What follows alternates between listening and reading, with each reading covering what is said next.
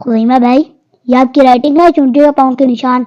मैं तो हमेशा सही लिखती हूँ, मेरी पेंसिल ही सही नहीं लिखती। जब खुज़ैमा भाई की पेंसिल लिखती है तो खुज़ैमा भाई की कॉपी रोने लगती है। अच्छा खुज़ैमा भाई, झगड़ा ना करें। आपको लिखाई बेहतर करने के लिए प्रैक्टिस करनी होगी। मेहनत से ही इंसान हर मैदान में कामयाब होता है।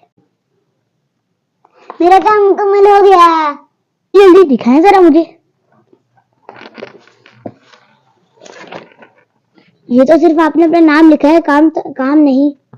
नाम लिखने से काम मुकम्मल नहीं होता, काम लिखने से काम मुकम्मल होता है। मेरा नाम ही काफी है मेरा काम मुकम्मल करने के लिए। खुज़ैमा भाई, खुज़ैमा भाई और शमास भाई, मेरी बात सुने। अपना काम मुकम्मल करना हमारी जिम्मेदारी है। अगर आज मेहनत करेंगे तो कल कामयाब होंगे।